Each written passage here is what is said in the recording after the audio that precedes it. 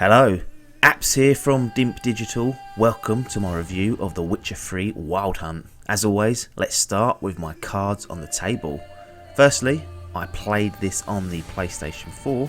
Secondly, I have never played The Witcher 1 or 2. They did pass me by.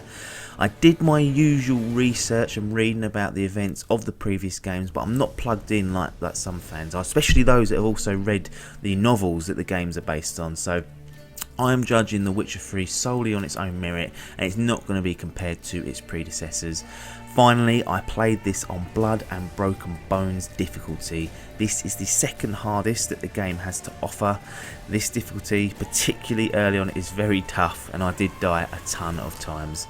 First off, The Witcher 3 Wild Hunt is a humongous game. It really is, and I'm not just talking about the world. I'll come on to that separately, but I'm talking about the main campaign and the secondary quests that they have to offer. I have clocked up 71 hours so far, which is ridiculous. I still have the urge to keep playing too, and that is really down to how deep and interesting the secondary quests are. Don't get me wrong, the main campaign is solid. It's a little bit drawn out in places, but it's a great story to go through, and you're definitely going to want to play through it.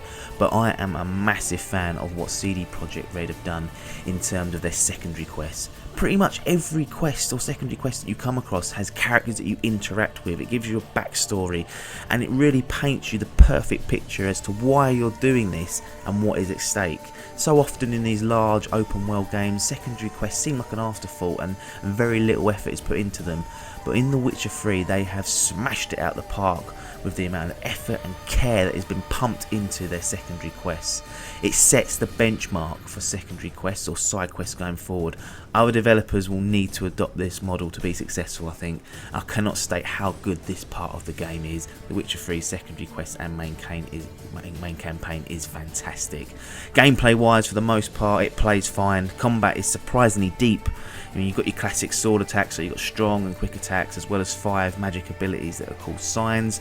On top of this, you can apply oils to your swords that are effective against certain enemy types. You can craft bombs to stun or damage enemies, and there's a slew of different potions you can use to boost your vitality, damage, or other abilities temporarily.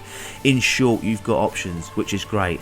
Even better, if you play on the higher difficulties, you are going to need to use all these options to progress, and that is what I love about it.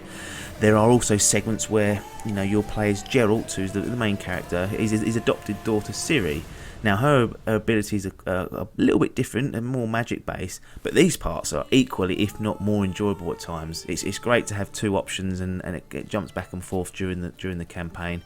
The main gripe for the gameplay wise is travelling on horseback. I'm fond of Roach, who is Geralt's horse, but he is a pain in the arse to get around on. He feels really sluggish and difficult to manoeuvre. There's on horse combat too, but that's a bit of a write off, not good. Luckily this doesn't spoil the overall gameplay experience. Everything else is top notch. There are a couple of other negatives that I need to raise though. First off, you can't pause cutscenes. Poor, enough said. Full damage seems excessively high. Geralt is supposed to be this badass witcher who can take a lot of damage and give out more damage than your average man, but you fall off a 7-foot scaffold and he'll probably die, and that was a bit of a shock really. Oh my god, the load times also are very, very slow. They are bad. They're not the worst I've played, but when you're dying early on quite a lot, I wish you will, because it's quite a big learning curve to the combat. It's surprisingly more tactical, and you will die a lot. It is a struggle because it takes so long for you just to get back into the game, and that is a bit of a bad point. It's a bit of a disappointment. Coupled with that, the off-quest autosave feature is terrible too. It's barely there, if at all. You can easily lose 30 minutes of exploring if you run into the wrong monster nest at a high level and you can't get out of there. It will rarely autosave in, and it's aggravating to say the least. My recommendation is that you manually save after every event, even if you are on a quest, because the in-quest saves are not watertight either. It's a little bit disappointing. Whilst we're on the negative front, although the visuals do look fantastic, and honestly they really do, I'd love to play this on a big PC rig on Ultra, there are quite a number of bugs and graphical bumps in the road, and I did experience one full-blown crash, which isn't great. But that's the negative stuff out the way with. Not one of these points is a disaster on its own, but when you combine stuff like the punishing difficulty, so you're dying a lot, with a long load time, and then you lose a load of progress on top of that, it can get very frustrating at times. Let's finish up with some positives. The world of The Witcher 3 is incredible. The lore is interesting. The size of the map is amazing. There are a couple of load screens going to certain regions. So going to Skellige, for example, which is like a Viking territory. It's a great place to be. You have to load to go into this place. It's on a separate island, so it kind of makes sense. But it's a massive place in itself to explore, and it feels like a separate nation from the mainland continent. The NPCs that populate the village, the towns, the cities will all change depending on the time of day. During the day, for example, you'll have traders, hard-working peasants and merchants. They're all out doing their jobs. By night, you'll have all the pissheads, the criminals, and all the scum to deal with. But my biggest takeaway when it comes to the actual world of The Witcher 3 is just how alive the environment feels.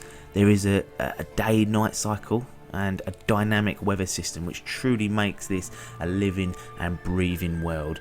The tone of the game changes, so when a storm breaks out, you'll see and hear the crackle of the thunder in the distance. You can almost feel the rain pounding down on Geralt's back, and you'll hear the creaking and the cracks of the trees whilst the wind is powering its way through the forest. It's another box office part of The Witcher 3. Now, The Witcher 3 Wild Hunt is a remarkable achievement by CD Projekt RED. In my opinion, they've set a new benchmark of how to integrate side and secondary quests into a big open world, and they've also raised the bar with making an actual environment feel alive and kicking. A solid story, deep compact system, and fantastic visuals all add to this amazing game. Now, unfortunately, as I mentioned, there are a few negatives that do knock The Witcher down just a few marks and stop it from being and reaching this godlike status, but it is still an incredible experience that I'm looking forward to sinking even more time into. My official grading for The Witcher 3 Wild Hunt is gold. Thanks for your time, and ta-da.